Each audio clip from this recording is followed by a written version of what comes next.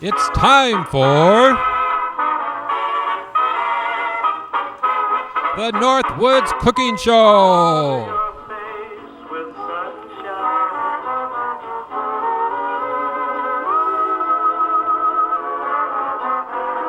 Starring Uncle Roy and Miss Callie, the troublemaking dog.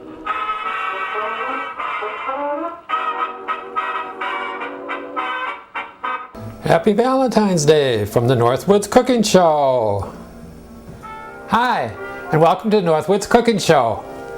Happy Valentine's Day, everybody. This is the taping of our show is way beforehand. We are ahead of schedule. And we're now going to be taping our Valentine Sweetheart Special episode. And here's my Valentine Sweetheart right here, Miss Callie Allies. Yeah, come over here, Callie. Say hi. Come here. You're tweet. Yeah. Get over here. Come here. I think she's scared because I got the oven on. Yeah. That hasn't stopped you before. Come on. Sit pretty. Sit. Whoa, getting vicious. I think she needs a nail cut again. She keeps sliding on the floor. Punch. Anyway, so we're going to be having our Valentine special. We're doing our sweetheart dinner for two. And what better way to start but having meat, seafood, and of course you got to have chocolate. So what we're going to do, we're going to be making a filet mignon. Now this is so simple to do. It sounds complicated and people kind of get leery about it, but it is so simple and so easy to do. All I did was got myself a beef tenderloin here at the store. And they can be expensive, but it depends on how much you want to buy too. After all, this is for your sweetheart, your better half, whatever. And you can always, you can get a larger piece, smaller piece, whatever you want to do. I happen to have, this is about a 2.5 pound beef tenderloin. And of course you got to rinse it off completely first. Just want to get off any of the old blood and stuff. You just want to get off all that stuff. And you can cut these as thick or as thin as you want. I generally like to do about, half an inch to an inch thick, about 3/4. This makes a nice thick steak just like that. And it's going to be kind of rounded. They are a little bit oblong, but this is a great piece of meat. Oh, they're wonderful. And so I just cut as many as you want to serve. Now you can make, if your guys like to eat a lot, so you might want to cut 2 or 3 for them. And women generally can eat 1, possibly 2. But you know, anybody can eat as many as they want. So it depends on how hungry you are. But generally speaking, if they're smaller like this, I would give a guy at least 2, possibly 3. Now I know the men around here are really big eaters, so men like their meat. And we're going to do 4 of them here. The rest we can take and freeze that because we haven't frozen. It's not been frozen yet, so this is perfectly fine to freeze. And what I always do, I have my Callie, she smells the meat. Look at her. Look at her. No, she waiting for samples on that. I don't think so. Not on a beef tenderloin, Callie. I don't think you can sample that. No, that's too good for you. And so we just take and throw this in the freezer bag and make sure you date it and throw it in your freezer. You want to use it up before 6 months. It can last up to a year, but I would use it before 6 months. And such a good piece of meat, you probably won't even freeze it. You'll probably use it up right away, and you can use it in anything you want to, stews or stroganoff or whatever. It's just an awfully rich, excellent cut of meat. And so just by itself, it's fabulous. So we'll put that away. And of course, what your filet is you have your excellent tenderloin, and it's bacon wrapped. So all you have to do is take a slice of bacon and just wrap it around the outer edge of your filet. And if it's too long, who cares? You can cut it off or just continue wrapping it all the way around. And then you just take and fasten it with toothpicks. Just stick it in where it ended. And try to go through all the way if you can. That just helps it to hold on to the steak much better. And maybe one more on the other end just so it doesn't slide off.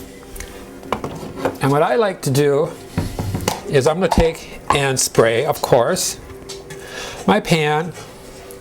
Now my broiler, I have sprayed the broiler already, so if you're going to put them directly on the broiler, make sure that's sprayed. I also took and put a piece of foil on the broiler, and that's because I just don't want a big mess in there, down underneath the stove there. So I'm just going to place that right on there, and we'll just continue doing this until we get all of our fillets done. So just wrap it around the outer edge of your tenderloin, and then just fasten with toothpicks. You just want to make sure you get that in there, especially that end piece, because you don't want that bacon to fall off, because you want that to cook in and season the flavor of the meat. Of course, that's going to bake up crispy, and that's going to be just wonderful around there, the flavoring. And then I'll finish these up and we'll show you what we'll season them and put them in the oven. Okay, and then I just took and sprinkled with a little salt and pepper, a little mozzarella steak seasoning, works really great too, or any type of steak seasoning. You can just sprinkle those right on the top of this. And now we're going to put this into the oven. And how long do you cook? Well, it all depends on your taste, from rare to well done. I personally like mine medium rare. I like mine a little bit on the screamy side, a little bit still screaming. And so the best way to test is the inside of your thumb and index finger. The soft part here, when you touch it, if it feels like that, that's rare. And then work your way over up to your knuckle. Of course, where your knuckle is that hard, when it feels that hard, then it's well done. And so you just go from well done to the degree of that you want down to rare. And you can also take and stick in a meat thermometer. 135 is approximately medium rare to rare. So you just work your way up from there depending upon your personal preference, on your taste. So I'm going to keep mine down low, so I'm not going to be broiling this very long. It's probably only take like 3 minutes at the most, maybe. We'll just check and we'll see as we broil.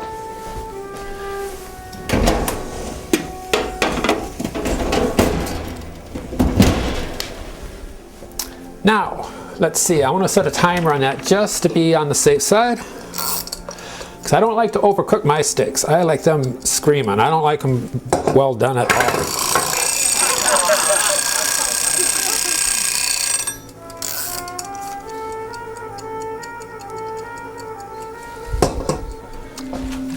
Now for my leftover bacon, I just take and put it in a Ziploc bag and put this back in the refrigerator. I hate the packaging that the bacon comes in, because that stuff never takes and reseals, and it's such a pain. So this way your bacon's going to last much longer too and stay fresher.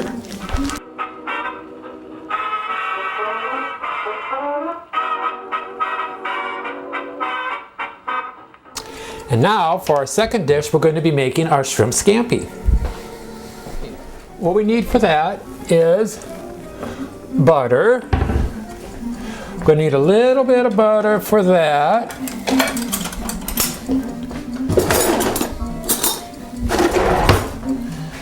And I'm just putting in about a tablespoon, maybe two. About two.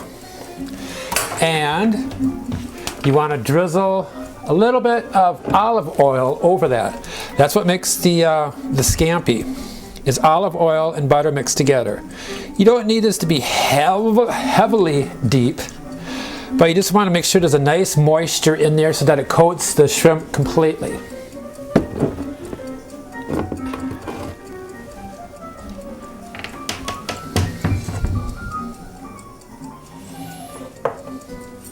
And then my shrimp here are already pre-cooked. Now if you had raw shrimp, that would be better yet. But I got these on sale, so that's why I have the cooked shrimp. Also going to put in just a little bit of minced garlic.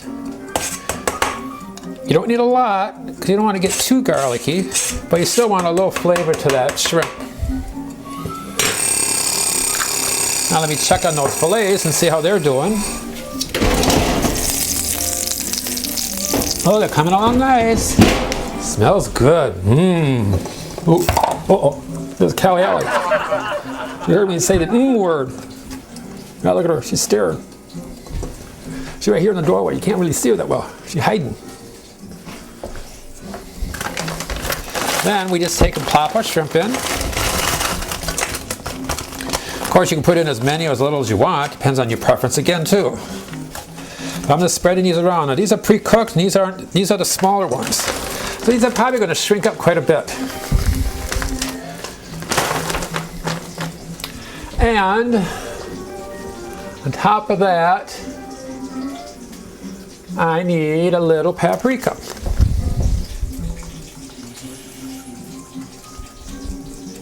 So we have the olive oil and butter and a little garlic.